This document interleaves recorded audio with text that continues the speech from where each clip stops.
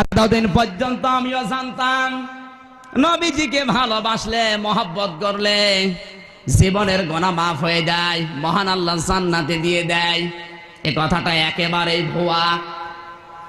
এদেশে হাদিসের নামে অনেকগুলো কথা আছে, এগুলো হাদিসের নামে জালিয়াতি, ভুয়া হাদিস। আপনি এই সমস্ত আলেম নামধারীর কথা শোনেন, ক্যাসেট দেখেন, ওই জায়গায় বলে আউয়ালু মা খালাকাল্লাহু নূরি, সর্বপ্রথম আল্লাহ পাক বিশ্ব নবীর নূর তৈরি করেছেন। এটা হাদিসের নামে বানোয়াট, ভুয়া হাদিস। ওরা বলে লাউলা কালাম্মা খালাকতুল আফলাক, এটাও হাদিসের নামে জালিয়াতি। ওরা বলে কুলুবুল মুমিনিনা আরশুল্লাহ, মুমিনের কলব আল্লাহর আরশ, এটাও হাদিসের নামে জালিয়াতি। ডক্টর আব্দুল্লাহ জাহাঙ্গীরের লেখা এই বইয়ের ভেতরে আছে। তাহলে আসল কি? কান খাড়া করে এবার লিখে নেন, মোবাইলে তোলেন। আল্লাহ পাক বলেন কুল ইন কুনতুম তুহিব্বুনাল্লাহ ফাত্তাবিউনি ইউহিব্বুকুমুল্লাহ ওয়া ইয়াগফির লাকুম যুনুবাকুম ওয়াল্লাহু গফুরুর রহিম। সূরা আলে ইমরান 3 নাম্বার পারার 13 নাম্বার পৃষ্ঠা 3 নাম্বার লাইনের 4 নাম্বার রুকুর 31 নাম্বার আয়াত। এটা কোরআনে কারীমের 3 নাম্বার সূরা। তাফসীরে ইবনে কাসির থেকে বলছে, আল্লাহ পাক বলেন, হে নবী, দুনিয়ার মানুষকে কথা জানিয়ে দিন, যদি আল্লাহকে ভালোবাসতে চাও তাহলে আমি রাসূলের অনুসরণ করো। কি করো? আমি রাসূলকে ভালোবাসো, এ কথা কিন্তু এখানে নেই। আছে? তাহলে হাব্বন থাকতো। হাব্বন মানে ভালোবাসা। আল্লাহ হাব্বন না দিয়ে তাবউন দিলেন কেন? যতগুলো ডিকশনারি পাওয়া যায় আরবিতে আপনি খোলেন, ওখানে প্রত্যেকটা ডিকশনারিতে তাবউন মানে লেখা আছে তাবাইন। এই 3টি অক্ষরের সমন্বয়ে শব্দটা গঠিত। অবিধানবেদ তারা লিখেছে, আপনার সামনে একটা মানুষ হেঁটে যায়, যেই কায়দায় যায় ঠিক ওই কায়দায় দেখে দেখে চলার নাম তাবউন। আল্লাহর নবীকে ভালোবাসলে জীবনের গুনাহ মাফ হয় না, জান্নাত পাওয়া যায় না। আল্লাহর নবীকে অনুসরণ করলে আল্লাহ ঘোষণা দিচ্ছেন ইউহিব্বুকুমুল্লাহ, আমার নবীকে যদি অনুসরণ করো আমি আল্লাহ নিজেই তোমাদেরকে ভালোবাসবো। আরো আসতে বলো, আমি আল্লাহ যদি কাউকে ভালোবাসি 2টা পুরস্কার তাকে দেব। ওয়া ইয়াগফির লাকুম যুনুবাকুম,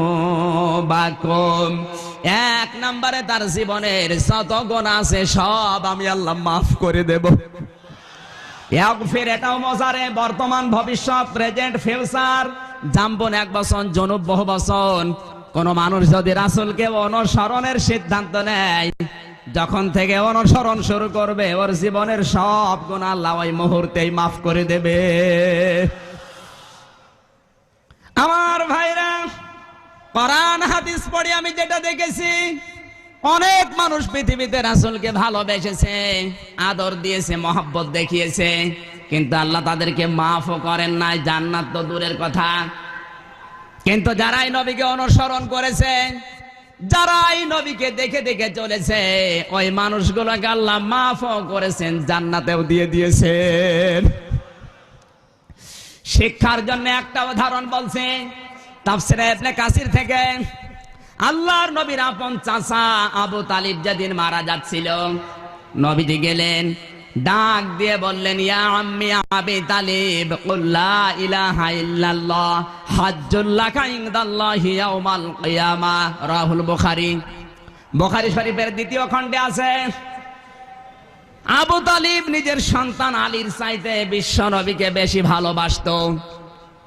ডাক দিয়ে বললেন, চাচা আপনি শুধু আমার কানের কাছে মুখটা নিয়ে বলেন লা ইলাহা ইল্লাল্লাহ মুহাম্মাদুর রাসূলুল্লাহ, বলা লাগবে না। এতটুকু কথা যদি বলতে পারেন, কিয়ামতের ময়দানে আল্লাহর দরবারে ঝগড়া করে জান্নাতে নিয়ে যাব। পাশে দাঁড়িয়েছিল আবু জেহেল, আবু সুফিয়ান। ডাক দিয়ে বলেন, নেতা তুমি পড়বা? সারা জীবন বাপ দাদার ধর্ম মানলে এখন ভাতিজার নতুন ধর্ম গ্রহণ করে কলঙ্কিত হবা। ও আর পড়ে নাই, ওই অবস্থায় মারা গেল। নবীজি মন খারাপ করলেন। ফেরেশতা জিবরাইল এসে বলে, হে নবী আপনি মন খারাপ করেন কেন? ইন্নাকা লা তাহদি মান আহবাবতা ওয়ালাকিন্নাল্লাহা ইয়াহদি মান ইয়াশা ওয়া হুয়া আ'লামু বিল মুহতাদিন। সূরা কসস 20 নাম্বার পারা 11 নাম্বার পৃষ্ঠা 9 নাম্বার লাইনে 6 নাম্বার রুকুর 56 নাম্বার আয়াত। এটা তাফসীরে ইবনে কাসিরে পাবেন। আল্লাহ পাক বলেন, হে নবী আপনি মন খারাপ করেন কেন? হেদায়েত তো আপনার হাতে আমি দেই নাই। হেদায়েত আমি আল্লাহ নিজের হাতে রেখে দিয়েছি। হেদায়েত কে পাবে ওটা আপনার চাইতে আমি আল্লাহ ভালো জানি। এই লোকটা আপনার চাচা আমি জানি। এতে সারা জীবন আপনাকে আদর দিয়েছে, কলে কাঁখে নিয়ে চমা দিয়ে মানুষ করেছে আমি দেখেছি। কিন্তু লোকটা তো মুশরিক। লোকটা কি? জোরে বলেন।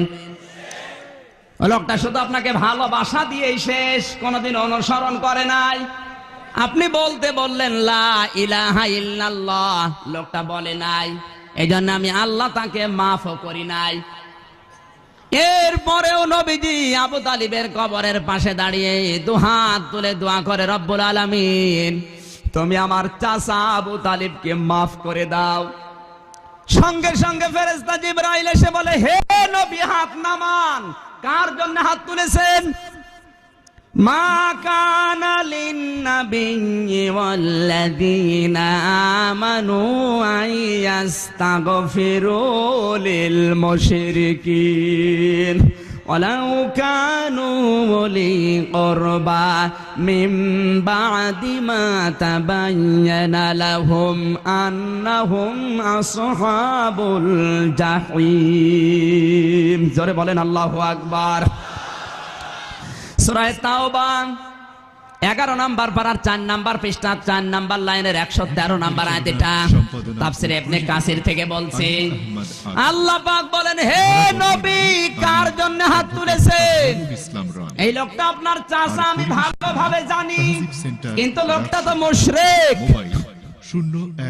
কোন মুশরিকের জন্য কোন ইমানদার এমনকি কোন নবী ক্ষমা চাবে এটা জায়েজ না, যদিও সেটা নিজের নিকট আত্মীয় হয়। বিবেক দিয়ে চিন্তা করুন, যেই নবী কোনদিন হাত তোলা লাগে না, মনের ভেতরে কামনা আসলে আল্লাহ কবুল করে নেয়, সেই নবী চাচার কবরের পাশে দাঁড়িয়ে দুহাত তুলে দোয়া করছে, আল্লাহ পাক হাত ফেরত দিচ্ছেন। আর বাংলাদেশে টাটকা মুশরিক মারা যায়। আমরা ডিজিটাল কায়দায় গরু জবাই করে জান্নাতের মাঝখানে দিয়ে আসি, মনে হচ্ছে জান্নাত ওর বাবার। আপনার বাবার আকীদা যদি ঠিক না থাকে, আপনার বাবার বিশ্ব নবী যদি আদর্শ না হয়ে থাকে, ও মারা যাওয়ার পরে আমির হামজা কেন কাবা শরীফের ইমাম আব্দুর রহমান সুদাইসিকে দিয়ে দোয়া করাবেন? কবুল হবে না। সুতরাং নবীদেরকে আল্লাহ যখন নেতা করে পাঠিয়েছেন, সবচাইতে শ্রেষ্ঠ নেতা যিনি বিশ্ব নবী, তাকে নেতা হিসাবে মেনে নিতে আপত্তি আছে? আছে। বিশ্ব নবী ছাড়া অন্য কাউকে নেতা মানি না। কারা রাজি আছেন দেখি তো? লিল্লাহি তাকবীর।